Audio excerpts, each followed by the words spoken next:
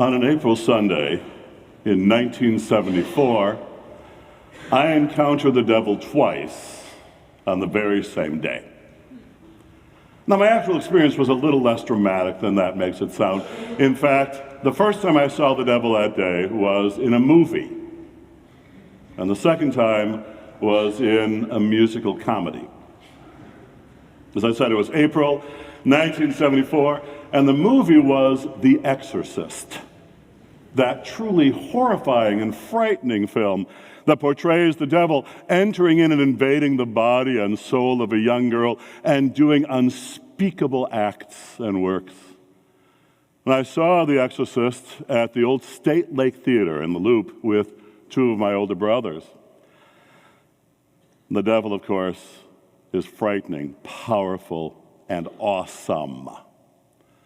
But then that evening, my father and I returned to downtown, where we took in the wonderful old musical Damn Yankees at the Erie Crown Theater in McCormick Place. Now, for those of you who don't know Damn Yankees, it is about a pot-bellied, middle-aged couch potato named Joe Boyd, who is a fervent fan of the old Washington Senators. And he is bereft by the fact that the Senators never seem to be able to beat the damn Yankees to win the pennant. And after once again the Bronx Bombers beat his beloved Senators, he says, "I would sell my soul to see the Yankees lose the pennant." Well, lo and behold, suddenly the devil appears in the form of a man named Mr. Applegate. And in exchange for the promise of Joe's soul, if the Yankees lose the pennant, he transforms him into this strapping 24-year-old outfielder of remarkable skill and prowess. But unlike the devil in The Exorcist, Mr. Applegate is suave and urbane and witty, a Claude Rains of hell, so to speak. And at one point in the show, a person needs to have a cigarette lit, and without the use of a match or a lighter, he snaps his fingers and lights the man's cigarette. And the man says, "How'd you do that?" And Applegate, played by the inimitable Ray Walston, looked right at the audience and said, "I'm very handy with fire." Later on, a group of autograph seekers are walking by him, and they say, "Who are you? Are you anybody?" And again, he looked right at the audience and said, "Nobody, not a soul." And I realized, after I reflected on it sometime later, that I actually found the suave and urbane and elegant and subtle Mr. Applegate more unnerving than that horrifying devil from The Exorcist. Now, the serpent was craftier than any other of the wild animals that God had made, we heard in our first lesson. And although it is not accurate to associate that serpent with the devil of hell, nevertheless, we get the point that evil, temptation, is most effective and powerful when it is subtle and devious. I mean, think about that first reading. Adam and Eve, our first parents, have been told they're not to eat of the fruit of the tree in the middle of the garden, the tree of the knowledge of good and evil. But the serpent comes up to them and says, what did God say?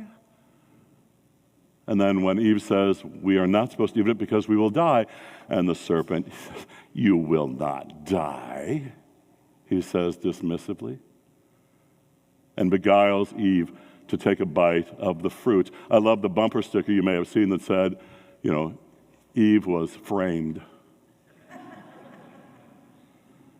But it's true.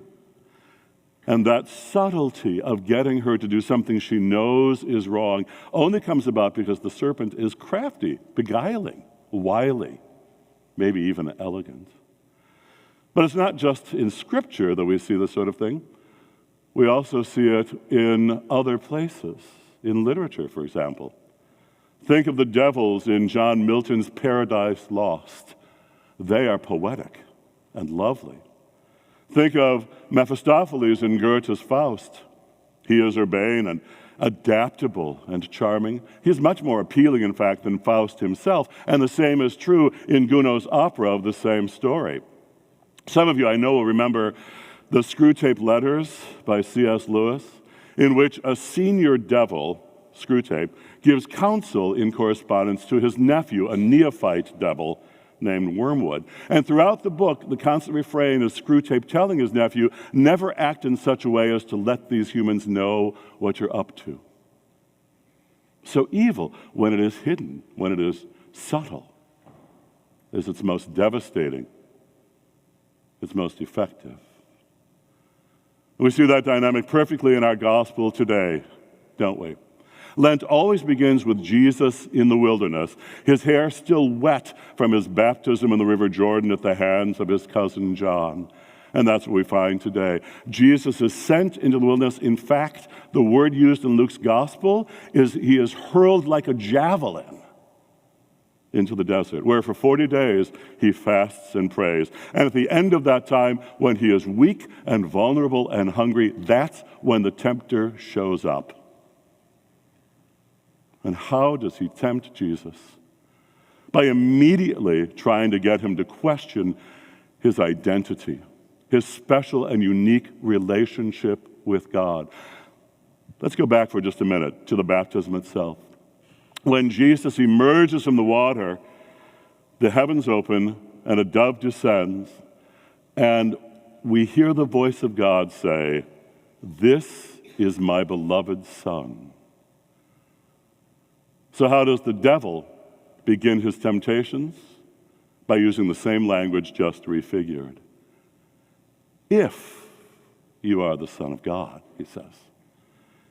If you are the Son of God, prove it. Turn these stones into bread. If you are the Son of God, throw yourself from the pinnacle of the temple. So immediately, when Jesus is vulnerable, the tempter is trying to seduce him into questioning his own identity, his own mission, his own ministry, and his unique relationship with God.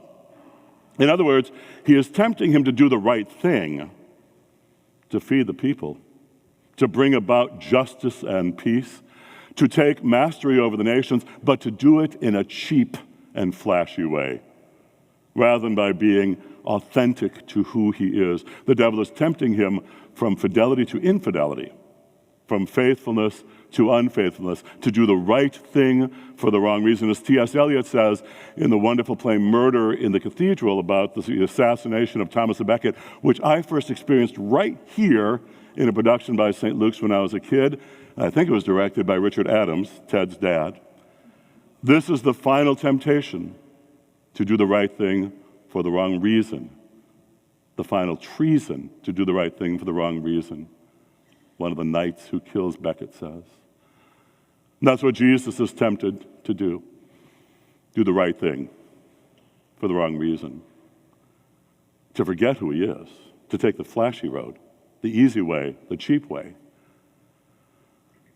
And yet it isn't ironic and wonderful that in refuting the devil's blandishments, Jesus actually accomplishes what the devil tempts him to do. By refusing to turn stones into bread, he became bread to the world. By refusing to throw himself to earth, he lifted earth up to heaven. By refusing to take mastery over the nations, he shows that he is, in fact, Lord of all. And that's exactly the sort of temptation we face, isn't it? The temptation to be less, not more. The temptation to forsake our identity, to forget who we are, to relinquish the unique relationship each of us has with God, and that we are brothers and sisters to one another and heirs with Jesus of the Holy Reign. The truth is that we are tempted in the same way as Jesus. It differs only in kind, not in degree. We're not going to be tempted to turn stones into bread, to throw ourselves on the roof of St. Luke's.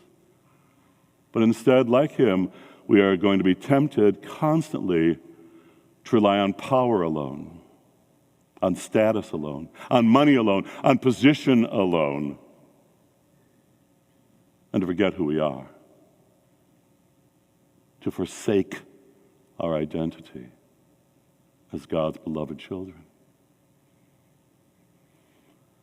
And at least as important as how Jesus was tempted is the fact that he was tempted at all.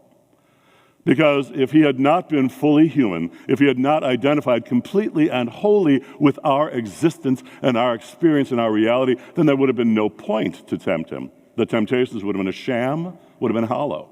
But it is because he entered so fully into our reality that the temptations have power. And if we don't take them very seriously, then neither can we take the cross or the empty tomb very seriously. The temptations have power, metaphorical as they might be, because Jesus was one of us. He was, as one theologian put it, the one who understands. The one who understands our sorrow and our pain, our fear and our anxiety. The one who understands our joy and celebration, our triumph and our delight. It is because he entered so fully into who we are that he experienced everything we experience, including the blandishments to become less, to cheat, to take the easy road, to be less rather than more. Here we are at the beginning of Lent, and this season, like the life of faith itself, is a journey. It is a journey of remembering, a journey of growing more and more into the identity we are already blessed to enjoy, that of being the children of God. Doesn't matter to me really what the contents of Jesus' temptations were. It doesn't even matter to me really if the devil is an actual being.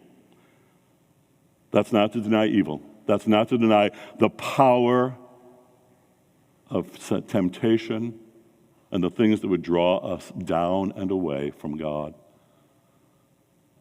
But we are called during this holy season to journey and to remember. This is not really a season for me about penance and penitence, about giving up chocolate or caffeine or snack between meals, all of which I need to do. This season is about remembering, just as Jesus did. Remembering who we are, to whom we belong. Remembering that, like him, we too are beloved children of God.